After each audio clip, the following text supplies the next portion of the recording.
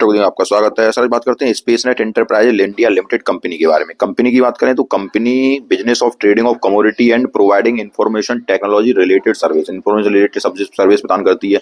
उसके बाद कमोडिटी की ट्रेडिंग वगैरह में लगी हुई है कंपनी।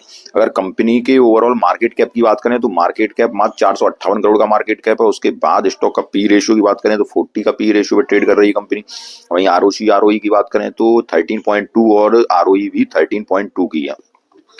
और उसके बाद अगर यहाँ डेब्ट टू इक्विटी की बात करें तो कर्जा कंपनी के पास नहीं है, बिल्कुल भी कर्जा नहीं है। और पेट्रोस की स्कोर की बात करें तो जो कि 5 का है, जो कि ओवरऑल कंपनी को एक आपकी एवरेज कंपनी बनाता है। उसके बाद अगर फ्री कैश फ्लो की बात करें तो वो नेगेटिव है फ्री कैश फ्लो, और प्लेज परसेंटेज कुछ भी नहीं है, ये एक अच्छी बात है। उसके बाद अगर करंट रेशियो की बात करें तो 2.85 है।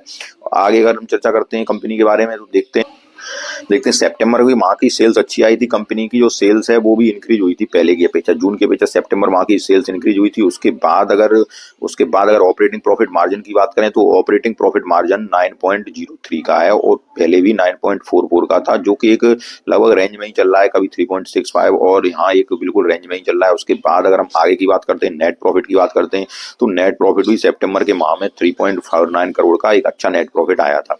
उसके बाद अगर हम कंपनी के साल दर साल का प्रदर्शन देखते हैं तो साल दर साल का प्रदर्शन भी ऑपरेटिंग प्रॉफिट मार्जिन ये लगभग 1%, 2%, 9%, 8% का चल रहा है। उससे पहले नेगेटिव था ऑपरेटिंग प्रॉफिट मार्जिन। और सेल्स की बात करें, सेल्स साल दर साल सेल्स भी कंपनी की 2022 से मार्च 2022 से सेल्स भी कंपनी की इंक्रीज हो रही है। उसके बाद अगर हम आगे बात करते हैं, नेट प्रॉफिट की बात करते हैं, तो नेट प्रॉफिट आपका 5 करोड़, 1 करोड़, 3 करोड़, 11 करोड़, ये भी लगभग सेम बना हुआ है पिछले साल का, और 2 साल का लगभग सेम ही बना हुआ है। आगे की अगर बात करते हैं तो आगे अगर बैलेंस शीट पर नजर डालें तो रिजर्व कंपनी के ये मार्च 2024 में ही रिजर्व आए हैं, वो 50 करोड़ के रिजर्व हैं। उससे पहले 80 करोड़, उससे बाद 80 करोड़ के रिजर्व हैं, लेकिन उससे पहले जो रिजर्व के नाम पे कंपनी के पास कुछ नहीं था। ठीक है सर। उसके बाद अगर हम आगे बात करते हैं, फिक्स्ड एसेट की बात करें तो फिक्स्ड एसेट कंपनी के पास 6 करोड़ के, इस बार के 13 करोड़ के फिक्स्ड एसेट हो गए हैं।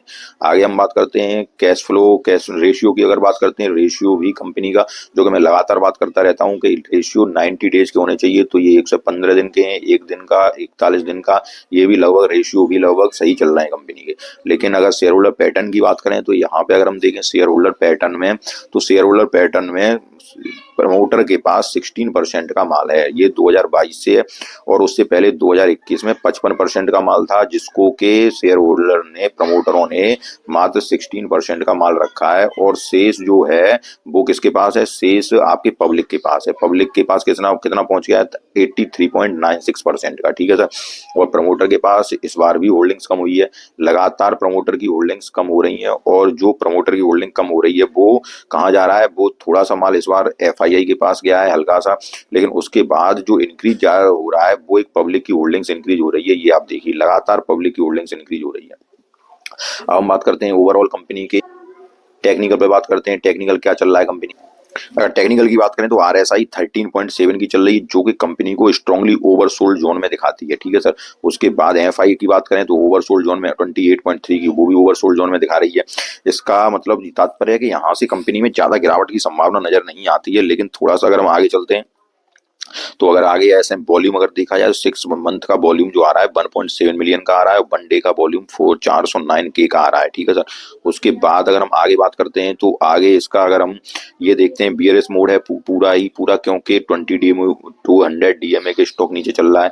उसके बाद 100 डीएमए के स्टॉक नीचे चल रहा है। उसके बाद अगर हम बात करें 20 डीएमए के नीचे चल रहा है स्टॉक, क्योंकि स्टॉक मात्र 8 रुपए पे ट्रेड कर रहा है। ठीक है सर। 8 रुपए के आसपास ट्रेड कर रहा है स्टॉक। अब हम देखते हैं कि स्टॉक की कोई भी लेटेस्ट न्यूज अपडेट नहीं है कंपनी की। ठीक है सर। अब हम देखते हैं कंपनी के चार्ट, जब हम चार्ट पे आए तो ये उन्हें वीकली चार्ट खोला है। चार्ट को अगर हम देखें तो ये कंपनी में लगातार यहाँ से बढ़ोतरी चालू हुई थी, और ये बढ़ोतरी के बाद स्टॉक आपका ऊपर जाके फिर स्टॉक ये नीचे की तरफ जाके, और ये स्टॉक इस तरह से नीचे की तरफ आ गया। अब काफी लोग जो ऊपर फंसे होंगे स्टॉक में, कहीं कोई लोग यहाँ पे होगा कि मतलब यहाँ पे कहीं पे 25 रुपए पे कोई फंसा होगा, काफी लोग मैसेज कर रहे हैं, कोई 14 रुपए फंसा है। जो भी लोग यहाँ पे फंसे हुए हैं, सबसे पहले तो मैं उनके लिए कहना चाहूंगा कि देखिए एक रिस्की कंपनी हो जाती है। वो रिस्की कंपनी इसलिए हो जाती है कि स्टॉक एक छोटा स्टॉक है, मात्र कितने का है, एक मात्र 400-500 करोड़ की कंपनी है, ध्यान रखिए आप, 500 करोड़ की कंपनी है। उसके बाद अगर हम बात करें तो आप देखिए कि प्रमोटर की होल्डिंग्स लगातार कम होती जा रही है, प्रमोटर की होल्डिंग डिक्रीज होती जा रही है, और ओवरऑल अगर हम बात करते हैं तो ओवरऑल पब्लिक की होल्डिंग्स बढ़ती जा रही है, ठीक है सर। तो ये एक रिस्की पैरामीटर हो जाता है, जहां भी प्रमोटर की होल्डिंग लगातार घटती जाए और पब्लिक की होल्डिंग्स इंक्रीज होती जाए तो वहां एक रिस्की पैरामीटर हो जाता है। इस बात को आप हमेशा याद रखिएगा। अब हम बात करते हैं कि अब जिनके पास है उनके पास क्या है, कि देखिए जिनके पास है इन ऐसी कंपनी, हाँ एक बात और बताता हूँ, ऐसी कंपनियों में आपको हमेशा, जब ये रिस्की श्रेणी में आती हैं कंपनियां, तो ऐसी कंपनी में आपको हमेशा अपने पोर्टफोलियो का 0.5% या 1%, अगर आप ज्यादा रिस्क ले सकते हैं तो 1%, इससे ज्यादा इन्वेस्ट नहीं करना चाहिए। ये आपको मेरी तरफ से सलाह है, ठीक है सर। रिस्की कंपनियों में हमेशा ही जहां आपको रिस्क दिखाई दे, अगर आप इन्वेस्टमेंट का मन बना रहे हैं तो ऐसी कंपनियों में मात्र 0.5% और मात्र 1%, इससे ज्यादा इन्वेस्ट नहीं आपको करना चाहिए। अब हम बात करते हैं कि स्टॉक में करना क्या है। देखिए अभी स्टॉक में आपको एवरेज नहीं करना है क्योंकि स्टॉक लगातार डाउन ट्रेंड में है। लेकिन एक बात और है कि ये ऐसे स्टॉकों में अगर आपके पास ओवरऑल पहले से ज्यादा स्टॉक है तो ऐसे स्टॉक्स में ऐसे स्टॉक्स में आप नीचे आने पर एवरेज करने से बचा करें। अब हम करना क्या है स्टॉक में, अब हम देखते हैं कि स्टॉक कहां तक जा सकता है। अगर जाने की बात है तो देखिए स्टॉक लगातार अभी कहीं सपोर्ट नजर नहीं आ रहा है, क्योंकि चार्ट सीधा ऊपर की ओर गया था, तो यहाँ तक सीधा ऊपर की ओर गया था, लेकिन यहाँ पर कोई भी सपोर्ट नजर नहीं आ रहा है। लेकिन अब हम बात करते हैं क्योंकि एक आपका ओवरबॉट जोन में ही चल रहा है चार्ट, RSI इसकी 13 के लगभग ही चल रही है, RSI कितनी, शायद 13 के लगभग ही चल रही है जो, तो इसमें स्टॉक में हो सकता है कि अभी सपोर्ट नजर ना आए, लेकिन जब ओवरबॉट जोन में चल रहा है तो स्टॉक में हो सकता है बाइंग आए। अब लेकिन यहाँ पे अगर मैं बात करूं कि कहाँ पे आएगी, तो वो भी यहाँ पे कुछ स्पष्ट चार्ट में दिख नहीं रहा है। अगर यहाँ थोड़ा और सपोर्ट की बात करें तो सपोर्ट जो अगर नजर आता है तो यहाँ तक कितने, 8 रुपए 12 पैसे पे अगर अब की बार सपोर्ट नजर आता है तो फिर ये 7 रुपए 28 पैसे पे सपोर्ट लेना चाहिए स्टॉक, 7 रुपए 28 पैसे पे, ठीक है सर। 7 रुपए सपोर्ट लेना चाहिए।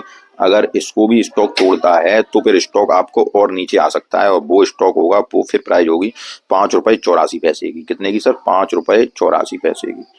तो अब देखते हैं कि स्टॉक आपको कहाँ आगे रुकता है, वो आप बाद में बात करेंगे। अगर स्टॉक थोड़ा और नीचे आता है तो हम उसके बाद वीडियो बनाएंगे, लेकिन ध्यान रखना है कि स्टॉक में अभी एवरेज करने से बचें। देखना है कि स्टॉक कौन सी जगह पे अपना सस्टेन हो रहा है और किस जगह से सस्टेन होकर दोबारा इसमें बाउंस बैक होता है, तब तक के लिए अगर देखते हैं। लेकिन हाँ एक बार फिर से ये राय है मैंने आपकी कि ऐसे छोटे स्टॉक्स में केवल अपने पोर्टफोलियो का 0.5% ही इन्वेस्ट करना चाहिए। ऐसे रिस्की स्टॉक होते हैं जिसमें कि प्रमोटर्स की होल्डिंग लगातार कम होती चली जाती है और पब्लिक की होल्डिंग्स लगातार बढ़ती चली जाती है। अगर आपको सारी बात समझ में आई हो तो वीडियो को लाइक कीजिए, चैनल सब्सक्राइब कीजिए। धन्यवाद।